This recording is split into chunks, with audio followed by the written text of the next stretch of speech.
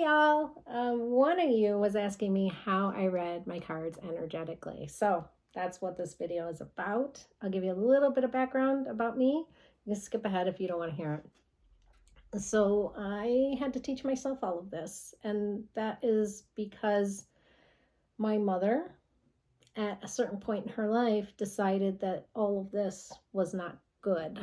She got involved in the church when she was in her 20s. Just to preface that, my mother's mother was a psychic. She owned a bar. She did psychic readings out of the bar, mediumship. She had people come to the house. She would read cards on their kitchen table all the time. Every day when my mom got up in the morning, she would have her tea leaves read or her cards read, and her mom would tell her what her day was going to be like as she went to school. That was my grandmother. My grandmother brought up the same way. Her mother read a crystal ball, taught her how to be a psychic. And mind you, in each family, not everybody born has this ability. In fact, I was the only one that my grandmother said in my family had it out of 5 kids. So I do think my little sister has it to some degree too. She just hasn't developed it though. My niece, I believe, has it as well. So it's there. But in my grandmother's family, there were other girls and other families, seems to run in girls in my family, members, and my grandmother was the one. And above her, it was her mother. And I don't know if there were others in her family that also had the abilities. But it's not everybody in the family that inherits this, although I do believe everybody can develop it to some degree, even you. So that said, that's a preface to the situation with my mother, and why I had to teach myself, and why I'm telling you that is because I bought a book. And the book, my mom wouldn't teach me because she thought this was not good. The church, I don't even know if she thought that. The church told her that. The church told her prophecy is fine. The church told her speaking in tongues and having the Spirit speak through you was fine.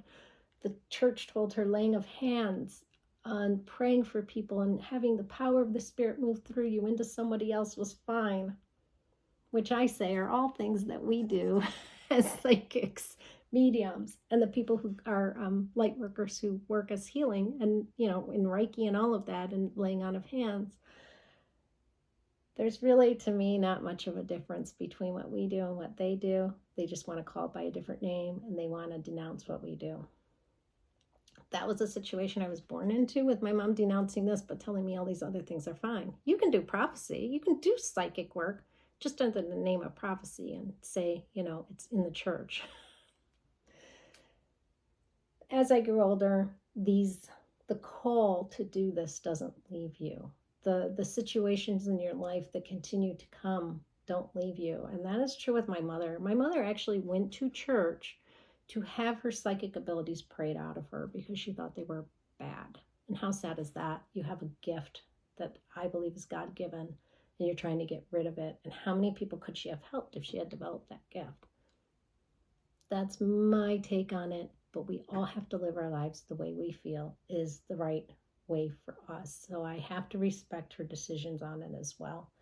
But I will say, she called me on the phone not long ago and was telling me how bizarre it was that she was on the bus and she looked up and saw her someone else across the way, and her brother's face came over that person, and she saw her brother sitting there, and she knew right away she needed to go home and call her brother. And her brother was very, very sick, and it was very good that she was checking in on her brother. I say these things because it doesn't go away. And that was my life too. It didn't go away. It was always there, always kind of calling to me, the abilities, the gut feelings that we all have, that people like me listen to and someone else may not. But we all have those gut feelings. So I got a book, and the book told me, run your hand over your cards, spread them out the way I do. I just take the deck and I spread it out. First of all, I think about what I am going to read upon. So I just did a Madeline McCann reading. Shuffling, I'm thinking of Madeline McCann. Mentally, before the reading, what do? I sit quietly, meditate before every reading, sit quietly. I ask to be a vessel of truth, that the words coming out of my mouth will be from them, not from me, that my mind will be taken out of the situation, that what comes, I'll be able to interpret it correctly, and that I will be, again, that vessel of truth and knowledge and discernment. I always ask for those things. Not every reading is going to go 100% exactly the way you want it to. You're going to have some days that are off. I've noticed if I take a certain medication, I don't take it anymore. That would throw my readings off. You'll find that there are things that just make reading a little more difficult. Maybe you're not feeling well that day, whatever.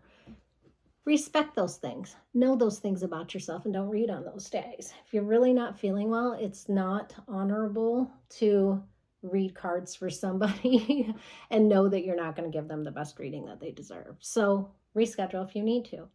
All right, so energetic reading. How did I get into that? I read a book. It said to read that way, literally.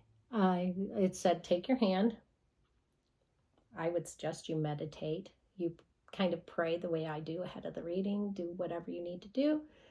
And then take your hand and just run it over the cards. Have your mind set on a question. And I'll just ask right now, a card representing me in this moment. So you take your hand over the cards, and I get a warm sensation. Now, I have had other people I've tried to teach this, and I'm thinking in my mind a card representing me right now. And I can feel a warm sensation in this area. So then I just pick up the cards that are under that. Because I have my cards all spread out, there's a chunk of cards in there that are under that warm sensation. So then I pull them out. I spread them out. So I've got them all spread out here, and I just rub my hands over them, and I feel which ones representing, what cards are representing me right now. And it's these two. So then I pull them out. This is the Wheel of Fortune. The Wheel of Fortune is something that good things are to come. Things are going to often go in your favor. That's great, because I have a situation actually tomorrow that I've been a little concerned about. I like to see the Wheel of Fortune. I like all the books. Those have a special meaning for me. I won't share it with all of you, but I can totally understand this card and take what it's saying. I also see the King of Cups. He is Mr. Peacekeeper, and that is who I need to be in that situation tomorrow. I need to be the peacekeeper, and I need to be in charge. In charge, the friendly peacekeeper. I can totally understand these cards. Absolutely. And I can appeal to people's emotions in a way that I'm still the leader, and I'm still being treated with respect, because that has not always happened in the past. So you pull out the cards, you relate them to the situation you're reading about, as I just did. This makes me feel good about tomorrow. I should have probably read cards on it before. And all right, so then I had two cards, right? How did I get two cards? Well, there were two that were feeling really warm. I was going back and forth over both of them. They both felt equally warm. I take them both. I like reading this way more than the other way. I don't think I'd ever go back to the other way, because I can get two cards. Every once in a while, I even get three. Most of the time, it's just two. Well, a lot of the time, I just get one. But when I do get two cards, it expands on the meaning more than just a one-card reading, right? So I like to have two cards. Gives me a little bit more information. This shows me I'm going to be in control of my emotions tomorrow at the meeting. Oh, very good, very good. Because sometimes my emotions want to get the best of me. That I'm going to use my logic. You see the Phoenix there. And I've got all these books around me. Special meaning for me. Okay, so that makes sense to me. As I'm going over it, sometimes what I do is just rub my hand over the cards if I totally am not quite understanding. And then I flip you may see me do this sometimes, I flip my eyes sort of to the side. I do this in mediumship a lot too. And I'm kind of going into a different state of mind. I can't really explain that more to you. I just say meditate and you'll get there. And so start getting into that mode where you can flip your mind kind of quick and just see what comes to you. Sometimes information just comes to me and I'm really surprised at what comes out of my mouth. I just start talking. If I don't understand the card at first, what I do is I start explaining it. Oh, okay, the King of Cups, he's a man in charge. He's a leader. He is in control of his own emotions very, very well. He also is a person that tries to keep the emotional balance in the room and in his kingdom. He wants things to be in a good state, in a good balanced state. He wants people to feel good, but not at the expense of other people. You know, da da da da da da da. Okay, so then if I don't know what it is right away, it's not clicking, it'll start clicking as I start talking. And what that means will start coming through in that situation. So just try it. If you don't feel the warmth beneath your hands, try doing this. Try doing this. pulling your hands together and waiting and seeing if you feel something, pulling apart. Close your eyes, because as Tony Stockwell says, you see better with your eyes closed. I do believe he's right. Okay, pull your hands closer. Feel the energy. If you can feel energy in between them at this point and pulling them apart and feeling the energy slowly lessen and then grow as you pull them closer. Imagine maybe if you're not feeling the energy, a ball in between your hands, and that you are putting your hands together and feeling them. And like right now, my hands feel so warm. I feel the energy flowing back and forth. I've tried to teach my husband this. He feels nothing. I tried to teach another girl this. She felt nothing.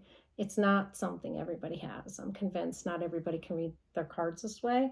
But if you feel warmth between your hand and energy, and you can feel it getting stronger when your hands are together and lessen when it goes away, then that might be a signal that you can. Also try the meditation. I don't know how it's said. Gasho, Gasho, something like that. Try Googling that. There's a 10-minute meditation out where you hold your hands kind of close, but not touching, sort of like this. Try doing that meditation of feeling if you feel the energy in between your palms, because that's a meditation specifically focusing on in between your palms. That can help you as well. At the end of the day, if you can't read your cards this way, you can always read your cards upright, and that's just fine too. This is just the way I learned. It's worked for me. I really like it because it gives me different information, more information, I think, than a reading would otherwise. So for me, it's a real plus. All right, try it. See what you think. I hope it works for you. Some people tell me if you can feel stuff in between your hands and energy, you probably would be a good candidate for healing.